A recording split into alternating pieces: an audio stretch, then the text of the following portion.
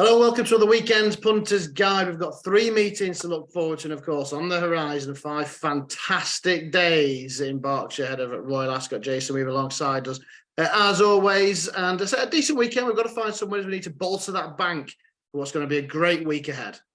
Yeah, it's going to be a super week. And I think that we've got a really good, solid lineup. Some handicaps, some horses that are obviously already black type and listed in group performers that have still got lots of untapped potential and massive, really. I think I think that Macmillan Cancer Day at York, it's their biggest fundraiser.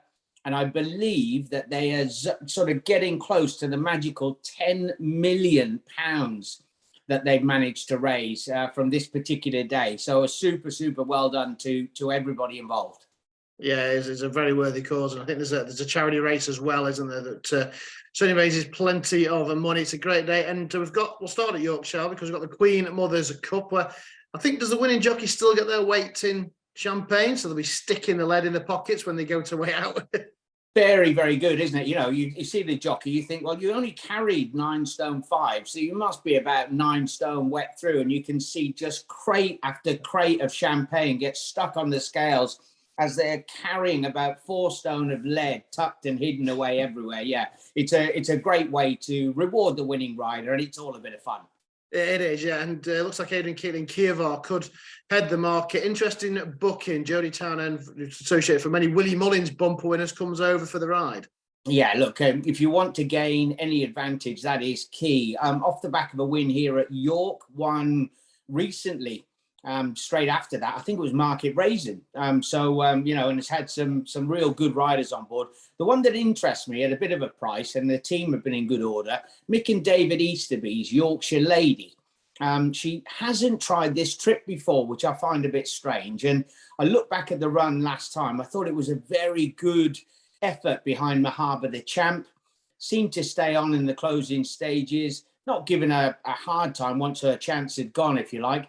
And you mentioned the riders. We get Serena Brotherton on board. She knows a thing or two about winning around this venue, drawn on the inside in an open heat. As I said, the rider's going to get a lot of champagne at the back end. Let's hope Serena gets some more.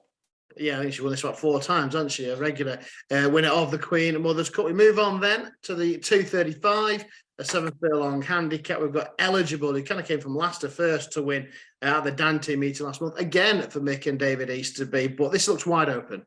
Yeah, it was a huge effort from a long way back, and then there was sort of like a blanket finish with everybody on top of each other.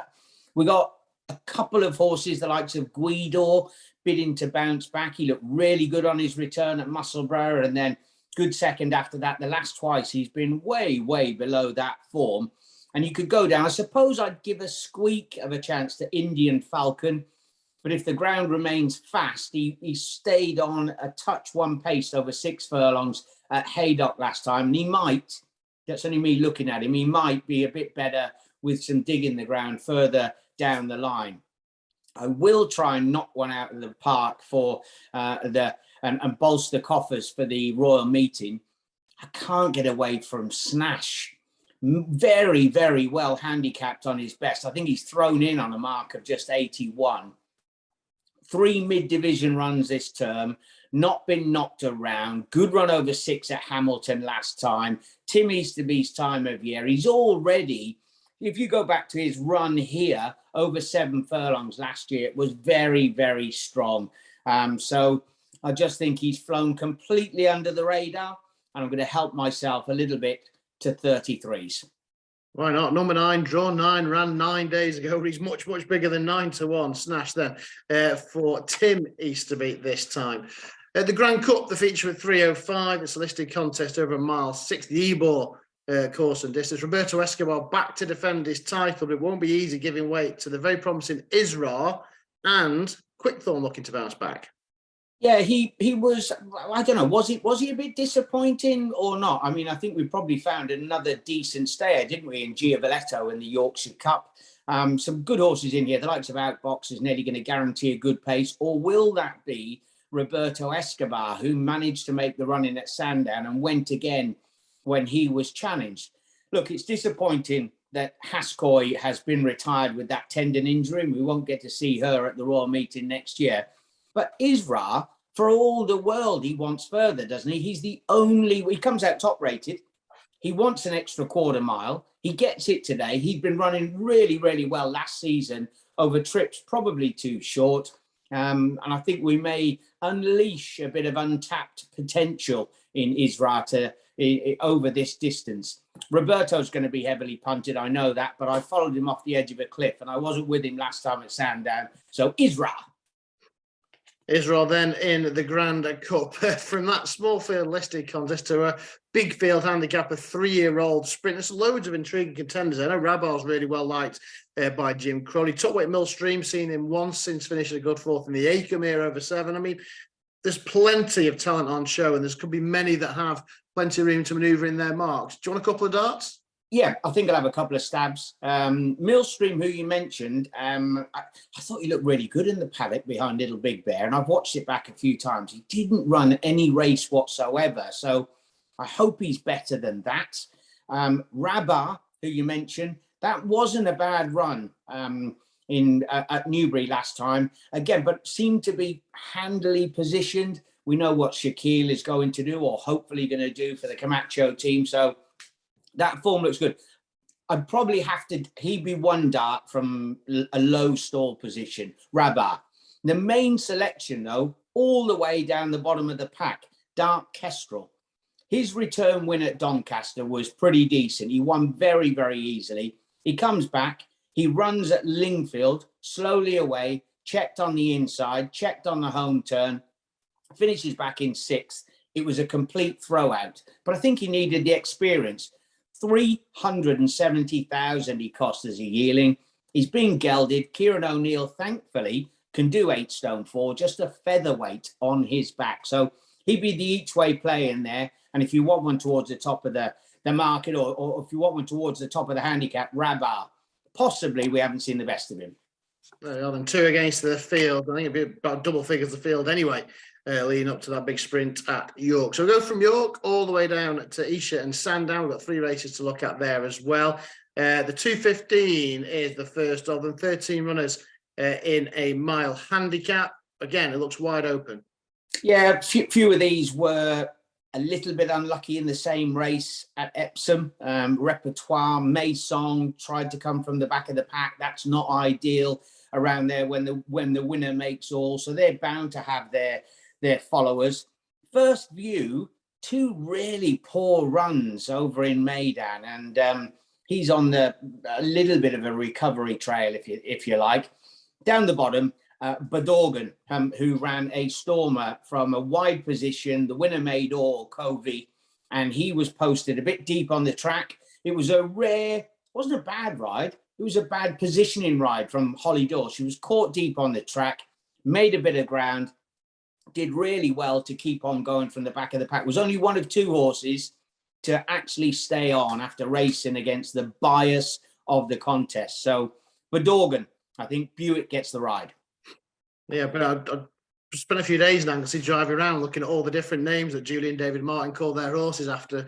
So it's always intriguing seeing a signing going, there's another one for Charlie Hills. There's another one of the Martins. So Bedorgan then in that one. One of the listed Scurry Stakes. We've got an interesting couple here, rated already 3 figures already in Great State and Padika. We've got the unbeaten Tajala, who falls in that could be anything category. Those are 3 to concentrate on? I think they are. We probably shouldn't underestimate Yashat down the bottom. Daniel Muscat, Carl Burke bumped into the Platinum Queen last season. That could be really strong form. And Havana Pusey, she managed to win despite being knocked over at Nottingham and stayed on late in the day. But yeah, the 3 you mentioned, for me, Tajala, and Great State have similar form. They both beat Silent Words. The reason we go for Tajala is that he was boxed in by Silent Words until approaching the furlong marker, had to switch around that rival and got up when they were literally going hell for leather up to the line at Hamilton. Unbeaten record. I like the fact that David Egan is taking over, a real good sprint rider. He's real good in any division, in fact. And I think that he's just got that untapped potential. Yeah, it could be a good week for the Varian team as well. They have certainly just turned a corner, a few winners of late. So maybe Tajala, a big winner for them to go into the Royal Meeting. 7.5 furlongs, 9 a mile again, 3-year-old handicap. This one really does look wide open. And even the effect of the draw doesn't seem to have made an effect on the market. Yeah, look, a lot of people will probably latch on to Royal Dubai, who managed to win on his debut for the team at Chelmsford. He was a pretty tidy winner over in Meydan. We haven't seen too many come that way across after starting their career here and ending back over here. Johnson team are strongly represented, Venetian, and in these shoes. They won't be happy though, will they? Because they're drawn out in stalls 11 and 12. For me, I'm not saying that Tafridge was really unlucky last time. I just feel, you know, when they have a really messy run round, touch slowly away from a good draw, stop-started, buffeted around, runs on behind Urban Sprawl, another Johnson runner, who made all on that occasion. So I think he's got quite a bit of untapped potential. And I was lucky enough to be at Yarmouth when he broke his maiden last season. And 84, I think he's still really, really well weighted. Interesting. That's Chester then at Wraps. Yeah, sorry, it was a curveball. I thought you had 8 races. You've only got 7 this weekend. But of course, you will have 7 every single day of Royal Ascot. What a meeting to look forward to. I mean, just cast your mind back to when you were riding. What did it mean to you, a win at the Royal Meeting? Oh, it's going back to, the black and white pictures. But Najida, I was claiming 5, wins the Wokingham for James Toller.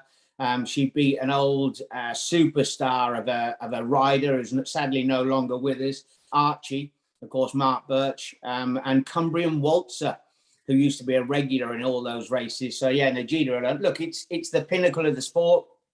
The jocks have been really good and they still continue to talk to everybody when you're out on the track, but it's getting to that needle time where you focus and get in the zone. A lot of people's season will revolve around the next 5 days over next week at Ascot. And yeah, it's a super place, a magical place. And specifically, I guess, Frankie Dettori, because it'll be his last ever Royal Ascot. There'll be plenty of focus on him. Let's hope it's not his last Royal Ascot, but it's been billed as his last Royal Ascot, isn't it? That is a key. He's in great form, picked up some super rides, got another good ride in the Coventry. So, yeah, there's a whole host of, I think Chaldean, probably if you were to ask him on his opening day, would be pretty strong for him. But look, he's not gonna go wanting in the rides department. I hope for everybody he has a spectacular week. I'm going to take him on in the opener though. He'll be riding in Spiral, won't he, in the opening contest, the Queen Anne. But I think my best bet there, Native Trail in there. Second run after a wind operation, ran a Stormer at Newmarket, was a bit rusty. It'll be a lovely 7-1 shot to get us underway. Yeah, the Queen Anne, the Native Trail. Is that the best bet of the week in the first race? Absolutely. Got to go in early, Matt, and then I can either, patch up, lick my wounds and go again. But listen, and then hopefully he'll pay for the remainder of the week. But I think that he was obviously struggling with his wind last season, and we didn't see him on too many occasions. I don't think it'd be an easy choice for Buick. I know they've got Modern Games, who's likely to be towards the top of the market, but there's not a lot between them. Interesting then. One for the boys in blue, but not the shorter price. Native Trail in the Queen Anne. Hopefully start with a bang. Myself and Jason will be at Royal Ascot. You can join us on Betfred TV and cross social media throughout every single one of the 5 days. We are proud to be the official bookmaker at Royal Ascot. Join us next week and hopefully we're pointing in the right direction of a few winners to bolster that betting bank.